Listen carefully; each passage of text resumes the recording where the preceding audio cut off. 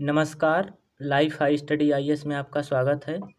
PGAT 2025 MA Hindi के लिए कल हम लोगों ने लगभग 100 क्वेश्चन सॉल्व किए थे। आज हम लोग काव्य शास्त्र से रिलेटेड 100 के आगे से क्वेश्चन सॉल्व करेंगे। तो भारतीय काव्य शास्त्र का यह तीसरा सेशन है। तो चलते हैं हम अपने प्रश्नों की ओर। पहला प्रश्न है, संलक्ष्य ध्वनि का भेद है। संलक्ष्य ध्वनि का भेद कौन है? वस्तु ध्वनि, रस ध्वनि, अर्थांतर, संक्रमित वाच्य ध्वनि या फिर अत्यंत तिरस्कृत वाच्य ध्वनि। तो इसका सही जवाब है 101 का वस्तु ध्वनि। ऑप्शन नंबर ए सही है, वस्तु ध्वनि। अगला प्रश्न है, संलक्ष्य क्रम ध्वनि का भेद नहीं है। संलक्ष्य क्रम ध्वनि का भेद नहीं है। वस्तु ध्वनि, रसाभास, भाव शांति या भाव सबलता। तो इसका सही जवाब है ऑप्शन नंबर ए, भाव संधि। वस्तु ध्वनि सही जवाब है।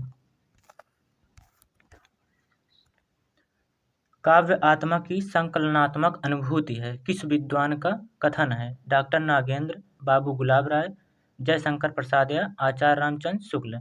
तो इसका सही जवाब है ऑप्शन नंबर सी, जयशंकर प्रसाद। जयशंकर प्रसाद का कथन है कि काव्य आत्मा की संकलनात्मक अनुभूति है। अगला प्रश्न है, वक्रोक्ति पद का प्रयोग करने वाले प्रथम आचार्य। वक्रोक्ति पद का प्रथम प्रयोग करने वाले आचार्य हैं भरत मुनि, भामा, कुंतक या फिर रुद्रट। तो वक्रोक्ति पद का प्रथम प्रयोग करने वाले आचार्य कौन है? आचार्य भामा। ऑप्शन नंबर बी सही है, आचार्य भामा वक्रोक्ति पद का प्रयोग करने वाले प्रथम आचार्य हैं। अगला प्रश्न है, आधुनिक युग में वक्रोक्ति की भारतीय साहित्य शास्त्र नामक ग्रंथ में पुनः प्रतिष्ठा करने वाले विद्वान हैं।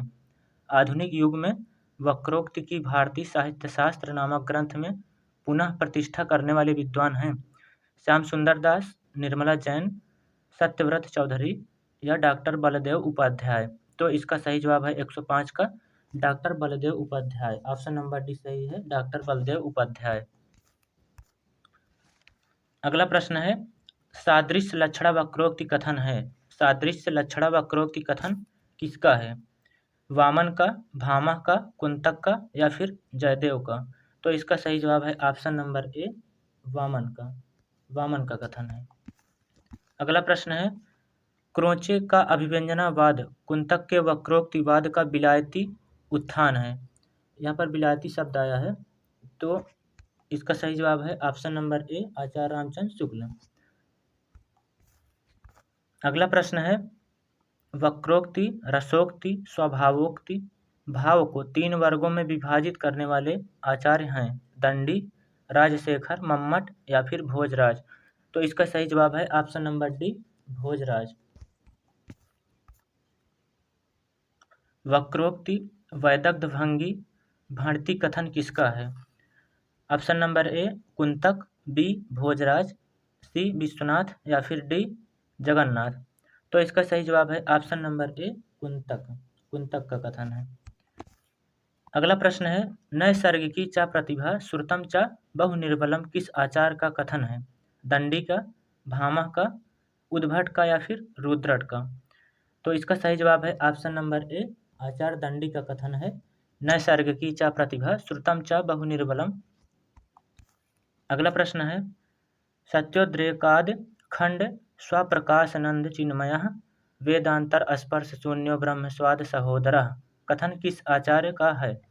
तो इसका सही जवाब है 111 का ऑप्शन नंबर ए, आचार्य विश्वनाथ का। आचार्य विश्वनाथ का कथन है। अगला प्रश्न है, प्रेयः प्रियतराख्यानम रसवद रसपेशलम किस ग्रंथ में उल्लिखित है?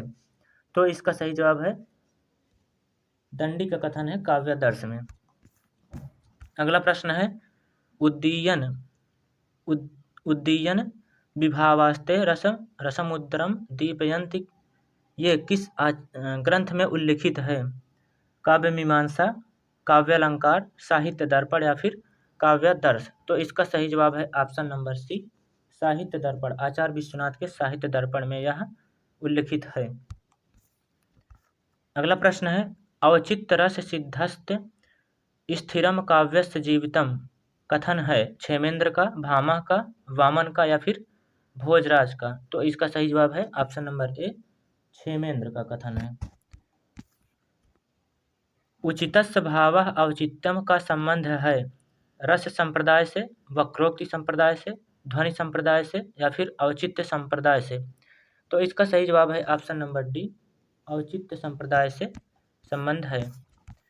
प्रश्न संख्या 116 है, औचित्य शब्द का प्रथम काव्यशास्त्री प्रयोग करने वाले प्रथम आचार्य हैं रुद्रट, आनंदवर्धन, भट्टनायक या फिर क्षेमेंद्र। तो औचित्य शब्द का प्रथम काव्यशास्त्री प्रयोग करने वाले आचार्य हैं, तो इसका सही जवाब है ऑप्शन नंबर डी, क्षेमेंद्र। अगला प्रश्न है 117, समालोचन। समालोचन की विधा काव्यशास्त्र के नामकरण का सही क्रम है। तो इसका सही जवाब है ऑप्शन नंबर डी, अलंकार शास्त्र, सौंदर्य शास्त्र, क्रियाकल्प, साहित्य शास्त्र, फिर काव्य शास्त्र। तो इसका सही जवाब है ऑप्शन नंबर डी। इसके बाद हम लोग आगे के प्रश्नों में देखेंगे प्रमुख संप्रदाय और उनके प्रवर्तक कौन हैं। तो 118वां है, रस संप्रदाय। रस संप्रदाय के प्रवर्तक कौन हैं? तो इसका सही जवाब है रस संप्रदाय के प्रवर्तक ऑप्शन नंबर ए, आचार्य भरत मुनि। आचार्य भरत मुनि रस संप्रदाय के प्रवर्तक हैं। इनका ग्रंथ है नाट्यशास्त्र। नाट्यशास्त्र इनका ग्रंथ है। अलंकार संप्रदाय। अलंकार संप्रदाय के प्रवर्तक कौन है? अलंकार संप्रदाय के प्रवर्तक आचार्य भामा है। इनके ग्रंथ का नाम है काव्यालंकार। इनके ग्रंथ का नाम है काव्यालंकार। अगला प्रश्न है रीति संप्रदाय। रीति संप्रदाय के प्रवर्तक कौन हैं? भामा, वामन, रुद्रट या फिर विश्वनाथ। तो इसका सही जवाब है ऑप्शन नंबर बी, आचार्य वामन। आचार्य वामन रीति संप्रदाय के प्रवर्तक हैं। अगला प्रश्न है ध्वनि संप्रदाय। ध्वनि संप्रदाय के प्रवर्तक कौन हैं? आनंदवर्धन, जगन्नाथ, विश्वनाथ या फिर अभिनव गुप्त। तो इसका सही जवाब है आनंदवर्धन। इनका ग्रंथ क्या है? इनका ग्रंथ है आनंदवर्धन का ध्वन्यालोक। ध्वन्यालोक इनका ग्रंथ है आचार्य आनंदवर्धन का। 122वां प्रश्न है वक्रोक्ति संप्रदाय। वक्रोक्ति संप्रदाय के प्रवर्तक कौन है? तो वक्रोक्ति संप्रदाय के प्रवर्तक आचार्य कुंटक हैं। इनका ग्रंथ है औचित्य विचार चर्चा। अधोलिखित ग्रंथ के प्रणेताओं के नाम आगे देखेंगे। नाट्यशास्त्र। नाट्यशास्त्र किसका है? तो इसका सही जवाब है ऑप्शन नंबर ए, भरत मुनि। अभिनव भारती। अभिनव भारती किसकी रचना है? अभिनव भारती किसकी रचना है? तो इसका सही जवाब है ऑप्शन नंबर बी, अभिनव गुप्त। अभिनव भारती अभिनव गुप्त की रचना है। ध्वन्यालोक लोचन। लोचक नहीं होगा, यहाँ लोचन होगा। ध्वन्यालोक लोचन। तो ध्वन्यालोक लोचन के रचयिता कौन है? रुयक है या महिम भट्ट, आनंदवर्धन या फिर अभिनव गुप्त। तो इसका सही जवाब है अभिनव गुप्त। ध्वन्यालोक किसकी रचना है? अभिनव गुप्त की।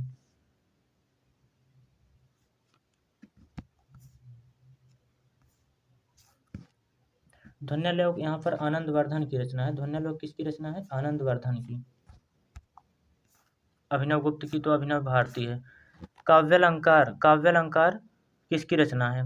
तो काव्यालंकार आचार्य भामा की रचना है। अलंकार संप्रदाय के प्रवर्तक हैं आचार्य भामा। इनकी रचना है काव्यालंकार। अगला प्रश्न है काव्यालंकार सूत्र वृत्ति। काव्यालंकार सूत्र वृत्ति किसकी रचना है? काव्यालंकार सूत्र वृत्ति किसकी रचना है? तो इसका सही जवाब है ऑप्शन नंबर ए, आचार्य वामन। काव्यादर्श।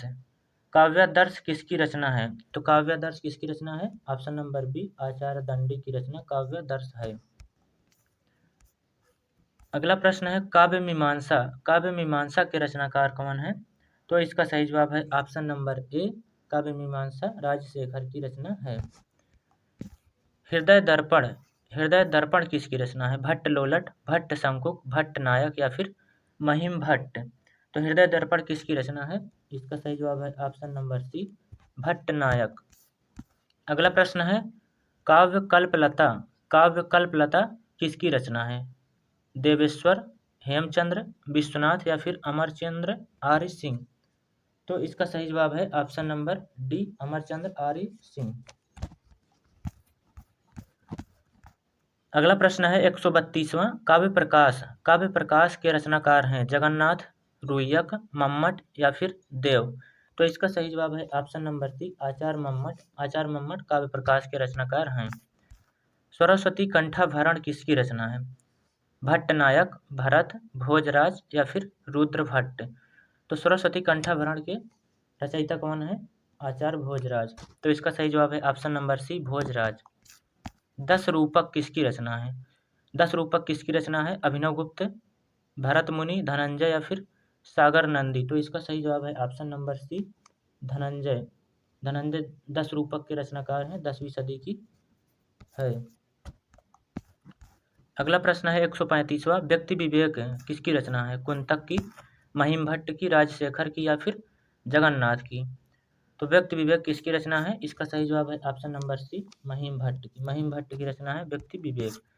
साहित्य मीमांसा, साहित्य मीमांसा किसकी रचना है? साहित्य मीमांसा किसकी रचना है? ऑप्शन नंबर ए, राजशेखर सही है। वक्रोक्ति जीवितम, वक्रोक्ति जीवितम किसकी रचना है? कुंतक की, महिम भट्ट, भट्ट लोलट, भट्ट शंकुक की। तो वक्रोक्ति जीवितम किसकी रचना है? इसका सही जवाब है ऑप्शन नंबर ए, कुंतक की। वक्रोक्ति जीवितम कुंतक की रचना है।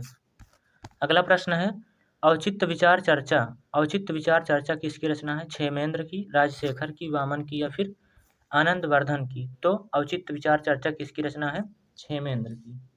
क्षेमेंद्र की रचना है औचित्य विचार चर्चा, ऑप्शन नंबर ए सही है।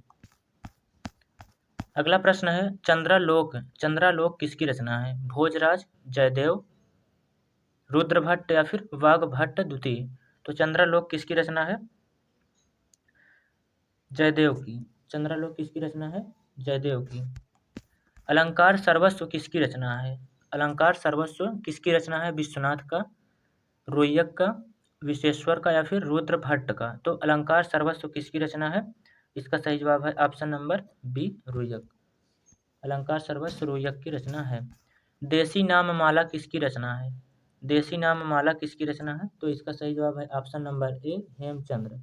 देसी नाम माला हेमचंद्र की रचना है। अगला प्रश्न है श्रृंगार प्रकाश, भोजराज, महिम भट्ट, कुंतक या फिर क्षेमेंद्र। श्रृंगार प्रकाश किसकी रचना है? तो इसका सही जवाब है 142 का ऑप्शन नंबर ए, भोजराज। भोजराज की श्रृंगार प्रकाश भी है और इसके पहले हम लोगों ने देखा था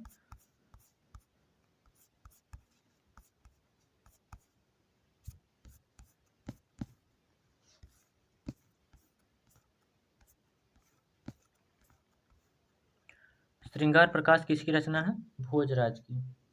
अगला प्रश्न है 143वां, शब्दानुशासन, शब्दानुशासन के लेखक हैं किशोरीदास वाजपेयी, हेमचंद्र, वाग्भट्ट प्रथम या फिर राजशेखर। तो इसका सही जवाब है शब्दानुशासन के लेखक कौन है? किशोरीदास वाजपेयी। किशोरीदास वाजपेयी सही जवाब है शब्दानुशासन के।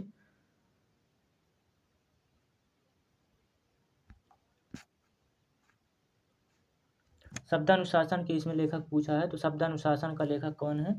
हेमचंद्र होगा। अगर हिंदी शब्दानुशासन पूछा होता तब इसका सही जवाब क्या होता?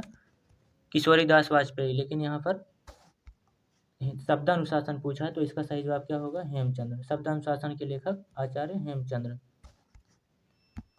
अगला प्रश्न है उज्ज्वल नीलमणि, उज्ज्वल नीलमणि किसकी रचना है? तो इसका सही जवाब है ऑप्शन नंबर बी, रूप गोस्वामी। उज्ज्वल नीलमणि रूप गोस्वामी की रचना है।